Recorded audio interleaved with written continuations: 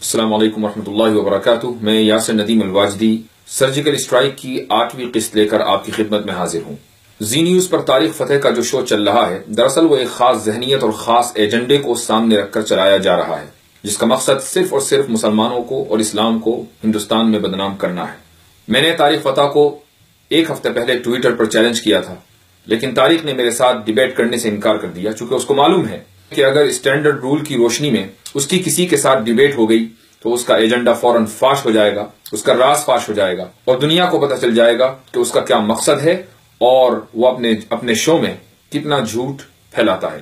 تاریخ فتح سے متعلق سب سے پہلی ویڈیو میں نے اس کا ایک مختصر سا تعارف ذکر کیا تھا۔ آج کی اس ویڈیو میں اس کے عقائد کے اوپر کچھ روشنی ڈالی جائے گی۔ دراصل آج کی ویڈیو اس کے عقائد کا تعارف اور آپ کی غیرت کا امتحان ہے۔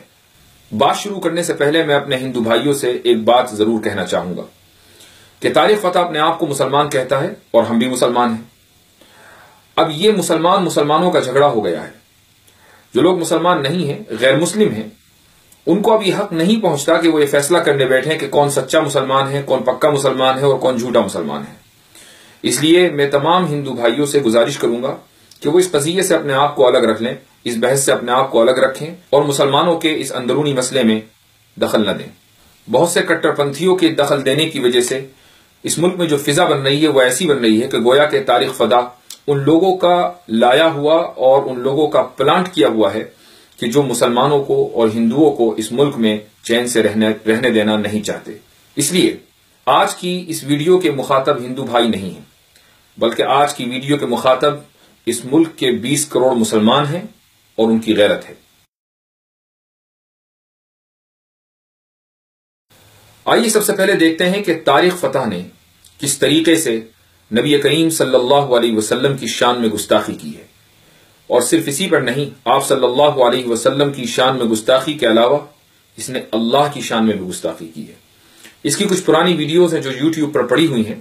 ایک ویڈیو میں جہاں یہ یہودیوں کے مجمع کے سامنے تقریر کر رہا ہے، کس طریقے سے اللہ اور اللہ کے رسول کا مذاق اڑاتا ہے، آپ خود ہی دیکھیے۔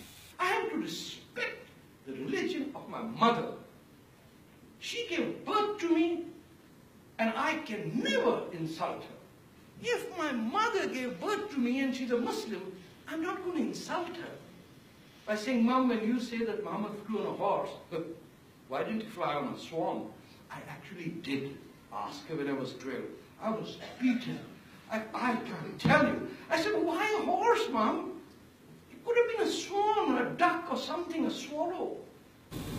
سنا آپ نے یہ کس طریقے سے نبی کریم صلی اللہ علیہ وسلم کی شان میں گستاخی کر رہا ہے اور کس طریقے سے معراج کے واقعے کا مذاق اڑا رہا ہے۔ یہ کہہ رہا ہے کہ میری ماں چونکہ مسلمان تھی، اس لیے میں کبھی بھی ان کا دل دکھانا نہیں چاہتا تھا، اس لیے میں نے کبھی ان کے مذہب کی بے عزتی نہیں کی۔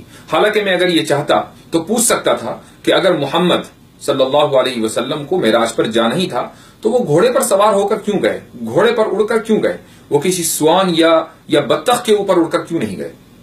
یہ سوال اس نے اس لیے نہیں کیا کہ واقعی یہ سمجھنا چاہتا تھا، بلکہ غیر مسلموں میں خصوصاً یہودیوں کے مجمع میں یہ جس انداز سے اداکاری کر کے دکھا رہا ہے، دراصل یہ نبی کریم صلی اللہ علیہ وسلم کی توہین کر رہا ہے۔ اس کے بعد آگے دیکھیے کیا کہتا ہے، آپ کے رونگٹے کھڑے ہو جائیں گے۔ آپ نے نبی کریم صلی اللہ علیہ وسلم کی توہین بہت سے لوگوں کو کرتے ہوئے دیکھا ہے، لیکن جس طریقے سے اس نے نبی کریم علیہ الصلوۃ والسلام کی شان میں گستاخی کی ہے، شاید کہ ڈینمارک کے کارٹونسٹ کا وہاں تک کبھی ذہن نہ گیا ہو۔ یہ دیکھیے کیا کہتا ہے۔ That Muhammad was a rapist, or Muslim, or Muhammad killed 700 Jewish children, and this slaughter happened, or that happened, or he's a child wife. That is merely to satisfy your ego and to look around the hall and say, I told you so, I told you so, Muhammad's a rapist. آپ نے دیکھا کہ اس نے کیا کہا۔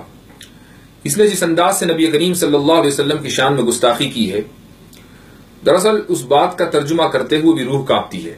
اس شخص نے علیاذ باللہ نبی کریم صلی اللہ علیہ وسلم کو قاتل، 700 یہودیوں کا قاتل اور ریپسٹ بتلایا ہے، یعنی ریپ کرنے والا۔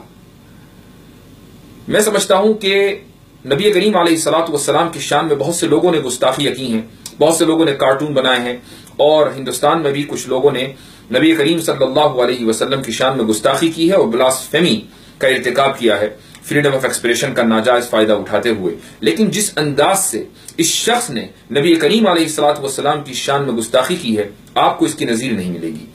یہ سنانا میری مجبوری تھی، اس لیے کلپ کے اس حصے کو اس ویڈیو میں شامل کیا گیا ہے، ورنہ نبی کریم علیہ الصلوۃ والسلام کی شان میں گستاخی کرنے والے کی گستاخی کو نقل کرنا بھی گناہ ہے۔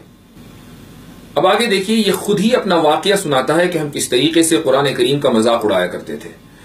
اگر یقین نہیں آتا تو خود ہی سنیے، یہ دیکھیے کیا کہتا ہے۔ You know, throughout my time in university, almost everyone I knew was an atheist. We would go in the university bus singing parody about Quranic verses.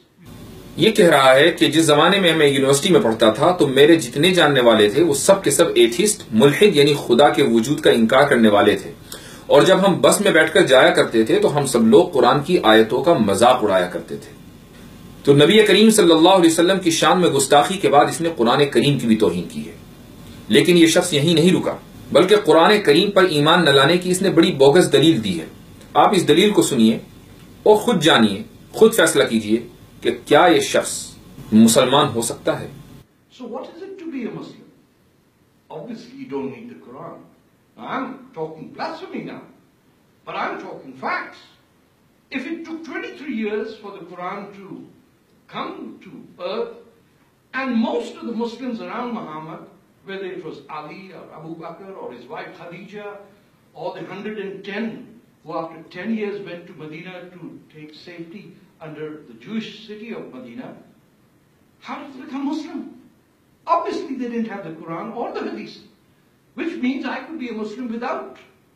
Because all I need to do is follow monotheism, follow the Jewish practice, and Islam ultimately becomes Judaism planted on Arab pagan culture. اس شخص نے اس clip میں اپنا agenda واضح کر دیا۔ اس نے یہ کہا کہ نبی کریم صلی اللہ علیہ وسلم کی بعثت کے بعد 13 سال تک مسلمان مکے میں رہے ہیں، پورا قرآن کریم تو نازل نہیں ہوا تھا، اور اس کے بعد یہ مسلمان مکے سے ہجرت کر کے یہودی شہر مدینہ پہنچے، اور یہاں پر بھی ان کے پاس نہ پورا قرآن تھا نہ ساری حدیثیں تھیں، اس کے باوجود بھی وہ مسلمان تھے۔ اس کا مطلب یہ ہے کہ پورے قرآن پر ایمان لانا ضروری نہیں ہے۔ اب آگے یہ کہتا ہے کہ اگر میں قرآن پر ایمان لائے بغیر صرف اللہ کے ایک ہونے کو مان لوں اور یہودیت فالو کرنا شروع کر دوں تو میں مسلمان ہوں۔ یہ ہے اس شخص کا عقیدہ۔ کیا اتنی صراحت کے بعد، اتنے واضح الفاظ سامنے آنے کے بعد، کیا ابھی بھی کسی کو شک ہے کہ اس کا ایجنڈا کیا ہے؟ کیا ابھی بھی کوئی یہ سمجھتا ہے کہ یہ شخص مسلمان ہے اور یہ مسلمانوں کو ہندوستان میں آئینہ دکھانے کے لیے آیا ہے کہ سچے مسلمان اور اچھے مسلمان کون ہوتے ہیں؟ آگے چلیے، اب میں آپ کو ایک ٹاک شو میں لے کر چلتا ہوں جہاں طارق فتح ایک شخص کے ساتھ فریڈم آف ایکسپریشن کے موضوع پر ڈسکشن کر رہا ہے، اور کس طریقے سے اس شخص نے سورہ فاتحہ کا مذاق اڑایا اور اس کے بعد اللہ رب العزت کی شان میں گستاخی کی۔ آپ خود دیکھیے۔ سورہ فاتحہ میں بھی آ جائیے تو اوپننگ چیپٹر کے اندر ہی کرسچنز، اور اوپننگ فرسٹ پیج میں تو کرسچنز اور جوز کے بارے میں کیا لکھا ہوا ہے؟ کوئی آیا ہے جس نے کہا کہ بند کرو یہ کتاب؟ اس سے زیادہ واضح ثبوت آپ کو اور کیا چاہیے؟ یہ شخص چاہتا ہے کہ قرآن کریم پر پابندی لگے۔ قرآن کریم کی شان میں اگر کوئی گستاخی کر سکتا ہے، اس کی توہین کر سکتا ہے، تو قرآن پر اعتراض کرنا تو چھوٹی بات ہے۔ یہ چاہتا ہے کہ قرآن کریم پر پابندی لگے، اور یہ کہہ رہا ہے کہ قرآن کریم کے پہلے چیپٹر میں ہی یہود اور نصارہ کے خلاف آیتیں ہیں، اس لیے قرآن کریم کو بند کرنے کا مشورہ دیا جا رہا ہے۔ اب آپ اگلی کلپ دیکھیے اور اس سے آپ کو اندازہ ہوگا کہ یہ شخص نہ اللہ کا ہے، نہ اللہ کے رسول کا ہے، نہ قرآن کا ہے، نہ اسلام کا ہے، یہ کس دین کا ہے اور کس مذہب کا ہے یہ اللہ سبحانہ و تعالی بہتر جانتے ہیں۔ اگلی کلپ ملاحظہ کیجیے۔ تو ہم نے اپنی بچی کو، میں نے یہ کہا کہ it is the air we breathe, you know, the water, everything is God. مجھے کسی نے کہا یہ تو آپ نے ہندو بلیف سکھا دیا، تو میں اسے کیا کہوں کہ اوپر چوکیدار بیٹھا ہوا ہے آسمان میں ایک بہت بڑے پیکاک تھرون پہ، ہنٹر ہاتھ میں لیے، وہ اللہ بتایا ہے نا ہمیں، تو جو بولتا اس کی پٹائی ہوتی ہے۔ یہ کوئی خدا ہے؟ جس دن آپ کو زیادہ ڈر لگتا ہے، آپ کا بی اے کا ایگزام ہوتا ہے، اس دن آپ مذہبی ہو جاتے ہیں، اب جا کے نفلیں پڑھتے ہیں کہ اللہ اچھے مارکس آ جائیں۔ جس دن آپ کا فرسٹ ڈویژن آ جاتی ہے اس دن آپ بھول جاتے ہیں۔ تو اگر اوپر والا ہے تو وہ انجوائے کرتا ہوگا اس چیزوں کو کہ دیکھو یار اس کو اچھے مارکس بھی دلوایا، اس نے تھینک یو کارڈ نہیں بھیجا۔ اس کلپ میں اس بات کا کھل کر اعتراف ہے، اگر اوپر والا ہے، یعنی اس کا یقین نہیں ہے کہ اوپر والا ہے یا نہیں، اگر ہے اس کے بعد جو اس نے اللہ سبحانہ و تعالیٰ کی شان میں گستاخی کی ہے اس کو مزید واضح کرنے کی ضرورت نہیں ہے۔ یہ مختصر کلپ آپ کو اس لیے دکھائی جا رہی ہے تاکہ اب آپ خود ہی فیصلہ کریں کہ اس شخص کو مسلمان مانا جائے یا نہیں، اس شخص کے اوپر اعتماد کیا جائے یا نہیں۔ جو بات یہ کہہ رہا ہے کیا اس بات کے اندر کوئی سچائی ہو سکتی ہے یا نہیں؟ مجھے یقین ہے کہ اس مختصر کلپ کے بعد آپ کو اندازہ ہو گیا ہوگا کہ اس کا ہڈن ایجنڈا کیا ہے۔ اب سوال آپ کی غیرت کا ہے، 20 کروڑ مسلمانوں کی غیرت کا ہے۔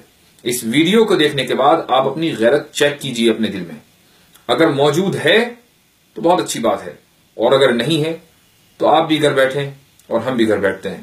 لیکن ہاں، یہ ضرور یاد رکھیے گا کہ نبی کریم صلی اللہ علیہ وسلم کو منہ دکھانا ہے، اور آپ صلی اللہ علیہ وسلم کی شان میں گستاخی کرنے والوں کے خلاف کم سے کم اتنی کارروائی تو ہونی چاہیے ملک کے قانون کی روشنی میں کہ ان کا شو فوری طور پر بند ہو جائے، اور جس چینل کے اوپر وہ شو چل رہا ہے اس چینل پر فوری طور پر پابندی لگے۔ اس لیے میں 20 کروڑ مسلمانوں کو اور ان کی غیرت کو دعوت دیتا ہوں اس ویڈیو کلپ کے ذریعے۔ جزاکم اللہ خیر الجزا، والسلام علیکم ورحمۃ اللہ وبرکاتہ۔